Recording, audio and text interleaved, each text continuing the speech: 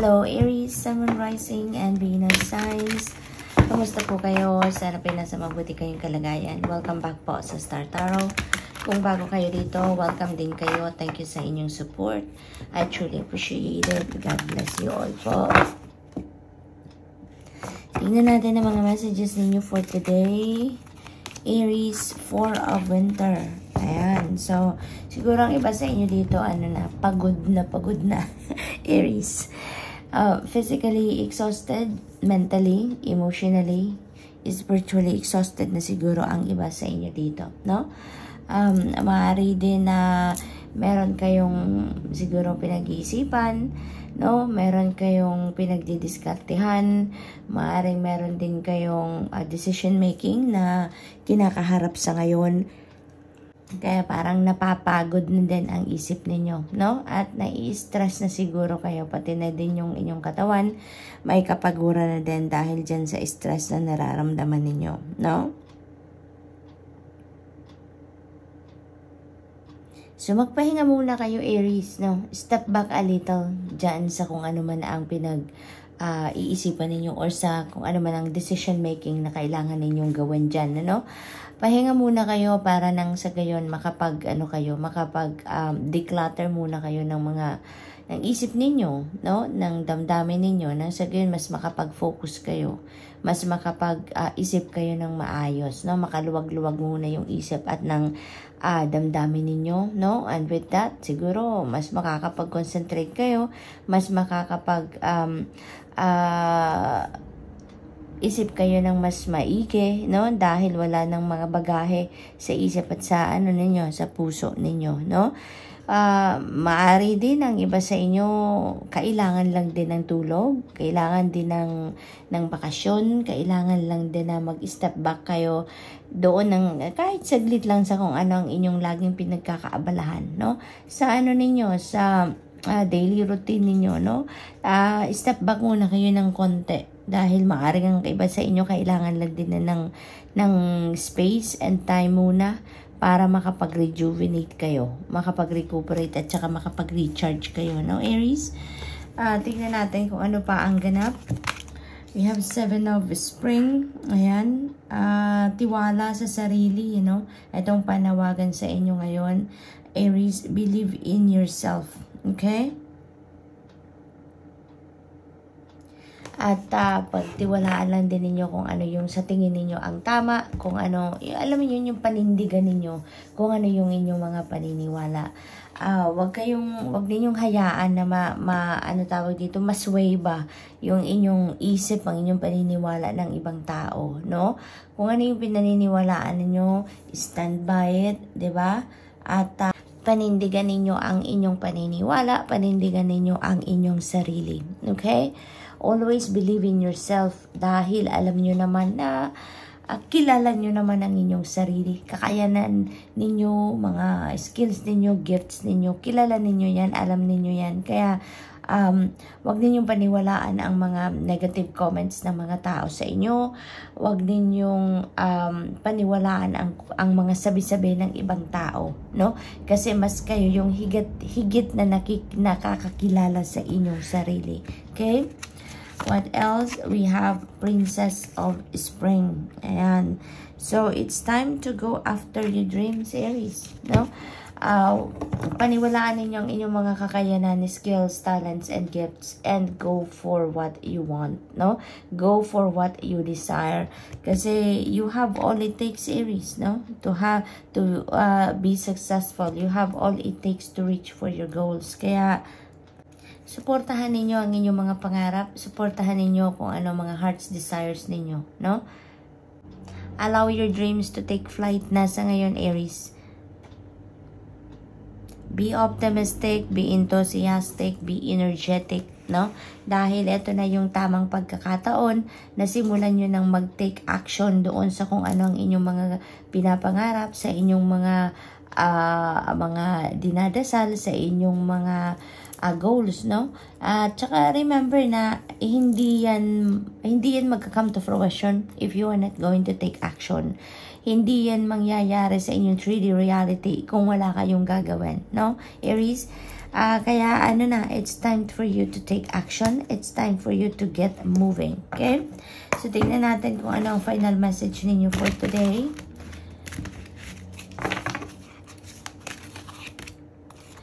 Turn your face toward the sun and welcome the day. Ayan. So, lagi lang kayong papunta sa, sa pag-move forward, no? Huwag kayong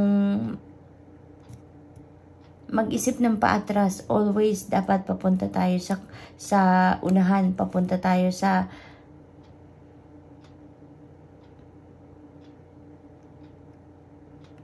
moving forward.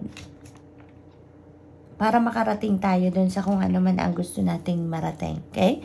There's no backing down. Moving forward lang dapat ang option lagi, Aries. So that's all I have for you for today. Thank you for watching. Love and light. Namaste. Hello Leo, Sun, Moon, Rising, and Venus signs. Kumusta kayo? Sana po nasa mabuti kayong kalagayan. Welcome back po sa Star Tarot. Kung bago kayo dito, welcome din kayo. Thank you sa inyong support. I truly appreciate it. God bless you all po. Tingnan natin ang mga messages ni Leo for today. We have 9 of Winter. Leo, siguro nagkakaroon kayo dito ng stress. Nagkakaroon kayo dito na pag-iisip. Too much na pag-iisip, no? To the extent na nagiging stress na yan sa inyo talaga. Katawan at isipan, no? Maaaring iba din sa inyo dito. Hindi na nakakatulog na maayos, no? Maybe nagigising kayo in the middle of the night kasi ginigising kayo ng isip ninyo, ginigising kayo ng stress ninyo, no? So, maybe ang iba din sa inyo dito, you know, nag-overthink, nag-overanalyze, kaya ganun ang nangyayari na nagigising kayo in the middle of the night, no? Dahil sa stress na yan, hindi na kayo nakakatulog muli or hindi na, siguro iba nga sa inyo dito hindi na nakakakain ng maayos, no? Hindi na kayo nakakapag-concentrate ng maayos, Leo, dahil dyan sa stress, no? Maybe you're worrying too much, okay? You are worrying too much. Ang iba din sa inyo dito parang in anticipation lang, no? Siguro wala pa namang existing na problema ang iba sa inyo dito, pero nag-overthink kayo at nag-overanalyze kayo doon sa bagay na siguro yung parang ini-expect ninyo or ina-anticipate ninyo na magiging problema pa lang, no, Leo? Parang nandun ang iba sa inyo sa sitwasyon na yan. Kaya, you know what, Leo, isipin din po ninyo na napaka-powerful ng isip natin, no? Kung ano yung laman ng isip natin, kung ano yung iniisip natin, yun po ang nangyayari sa 3D reality. Yun ang magmamanifest sa inyong 3D reality, no? Kaya as much as possible, iwasan po natin na mag-isip ng negative, no? Alisin natin ang mga negative thoughts, negative feelings natin because we don't want that to manifest in our 3D reality. We don't want that to happen sa realidad, no? Kaya as much as possible, kung ano yung gusto ninyong makita or maramdaman or ma-experience sa inyong realidad, yun po ang isipin natin. Kaya mas maiging mag-isip tayo ng mga positibo lang, mas maiging mag-isip tayo ng kung ano ang maganda lang. Para nang sa gayon, yun din talaga ang mangyari sa 3D reality natin. Yun ang makita at ma-experience natin sa 3D reality. I-transmute natin kung ano ang mga negative thoughts, negative feelings na nararamdaman natin at naiisip natin, no? Palitan natin yan ng positivity. Para nang sa gayon, mas matuwa kayo, mas maging maganda ang ma-attract ninyo towards your life. Okay? 7 of Spring, and be assertive, be confident. Huwag ninyong hayaan na kumbinsi kayo ng mga tao, ng mga sinasabi nilang negativity, negative comments, no? Because in the first place, you know pretty much about yourself. You know pretty much kung sino kayo, kung ano kayo, kung ano ang mga kakayanan ninyo, ano ang mga strengths ninyo, 'di ba? Kayo yung higit na nakakakilala sa inyong sarili, Leo. Kaya wag ninyong paniwalaan kung anong mga negative comments sa inyo ng mga tao. Okay? If there is any, no, gamitin nyo na lang yon as motivation. Mas gamitin na lang ninyo yon as an inspiration para mas galingan nyo pa, para mas magpakatatag pa kayo, mas maging masikap pa kayo, no? Wag ninyong kunin kung ano yung mga negative comments sa inyo at gamitin ninyo yon as magpababa ng inyong confidence, no? Gamitin ninyo yon para mas ma-motivate kayo, no? Na mas galingan nyo pa, prove them wrong, no? Gamitin nyo yon para mas ma-inspire pa kayo, para mas galingan nyo pa, pag-ibayuhin nyo pa ang inyong mga galing, no? At saka stand up for yourself, Leo. Stand up for yourself and stand up for what you believe in, no? Huwag ninyong hayaan na talunin kayo ng mga negative comments and negative criticisms ng mga tao kung meron. Life experience, ayan, let go of belief systems that no longer work for you, no? Maaaring ang iba sa inyo dito, marami kayong pinaniniwalaan in the past, no, na nag-prevent sa inyo yan, no, para mas maging matagumpay kayo, para mas mag-move forward agad kayo, mag-take action kayo doon sa mga dreams ninyo, no.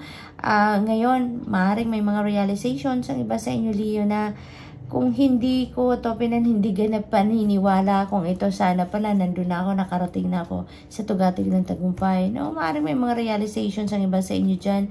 Mararealize ninyo na yung mga pinaniniwalaan ninyo before, no, nag-prevent lang sa inyo, no, para kayo ay maging masaya na, maging matagumpay na, marating nyo na yung mga goals ninyo. Kaya maybe, yung mga self-limiting beliefs na yan, maybe marirealize ninyo yan that it's about time na to let them go. It's about time na para tanggalin nyo na yan sa buhay ninyo at palitan ninyo ng mga bagong paniniwala that is going to be supportive of your soul's growth, of your soul's evolution, no? So there are going to be life changing event dito sa buhay ninyo. It's going to be a surprise, siguro surprising event din para sa inyo. But maaaring hindi ninyo to pinagplanuhan because this is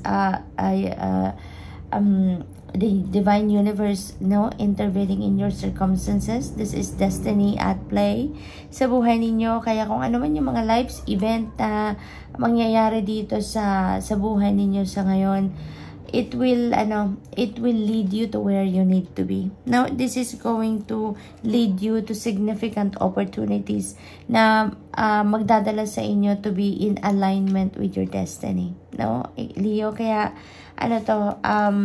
exciting event ito na magaganap sa buhay ninyo. Tignan natin kung ano ang final message ninyo, Leo. It could be in any area of life, no? Depende sa inyong sitwasyon. It could be in major areas sa buhay ninyo. Life is full of choices, so choose wisely, okay? Make choices that bring you closer to becoming the best version of yourself. Ayan. So, pili kayo ng mga path sa buhay ninyo na maghahatid sa inyo doon sa inyong tagumpay, magdadala sa inyo doon sa genuine happiness, peace, harmony sa buhay ninyo. Kaya, piliin ninyong mabuti kung saan kayo papunta.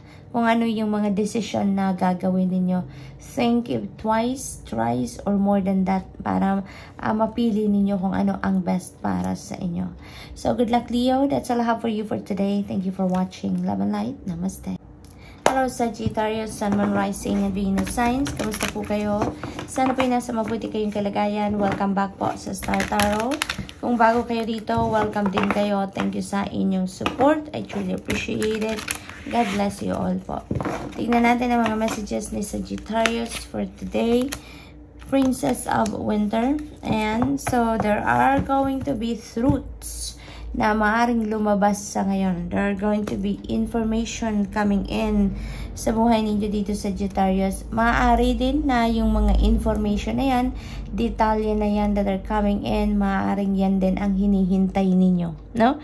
Maaring yan din ang kailangan ninyo, and that will allow you to make a decision, no? Kasi maaring ang iba sa inyo is in the middle of making a decision and you are just waiting, no? You're just waiting for this information para mapagdesisyonan nyo na ang mga bagay-bagay na kailangan na ninyong mapagdesisyonan, no?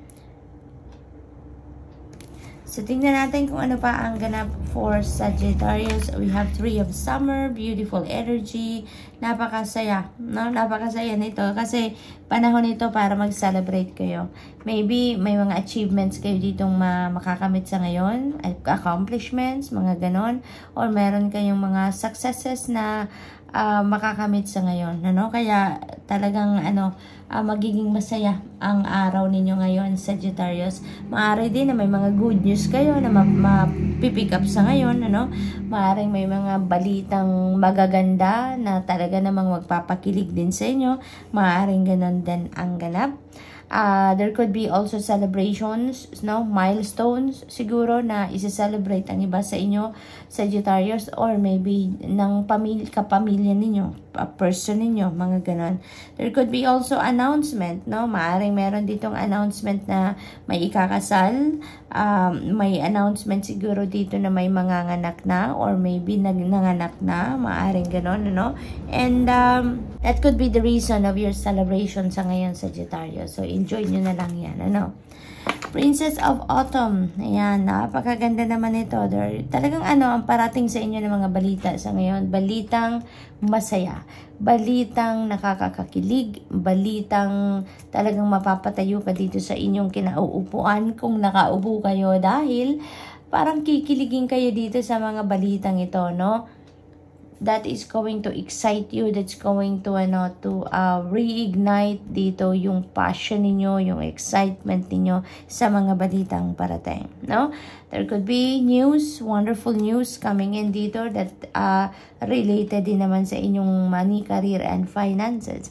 Maaaring may mga magagandang balita about siguro loans na in-applyan ninyo, maaring para sa negosyo, para sa pag-aaral, no? Mga ganon. Maaari din na may mga balita ditong parating regarding sa in-applyan ninyong trabaho, or regarding promotion, or regarding sa inyong career, no? Negosyo, maaring ganon din ang ganap. Kaya, talaga, masaya kayo ngayon, Sagittarius. Your vibration will be up, no, around this time, so that is really good news. Then maaari din na meron kayo ditong mga plano na nakikita ninyo na they are unfolding perfectly, no? They are unfolding in your favor, kaya masaya, maganda ang pakiramdam, masaya ang puso ni Sagittarius dito. So good luck po. Tingnan natin kung ano pa ang ganap. Ang iba sa inyo dito, focus din ninyo ngayon, learning, no? Maaring nag-aaral ang iba sa inyo or mag-aaral.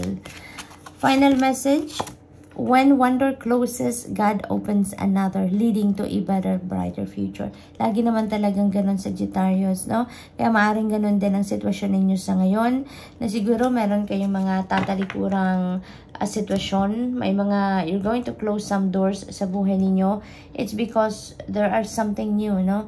May mga magsasara at dahil merong mga magbubukas. Merong mga magtatapos dahil merong magsisimula, no? So there are opportunities dito siguro for expansion. There are opportunities for you to learn more. May mga opportunities dito siguro for you to grow and evolve, no, into the best version of yourself. So maaaring may mga ganong sitwasyon dito ang iba sa inyo, Sagittarius. So good luck po. That's all I have for you for today. Thank you for watching. Love and light. Namaste.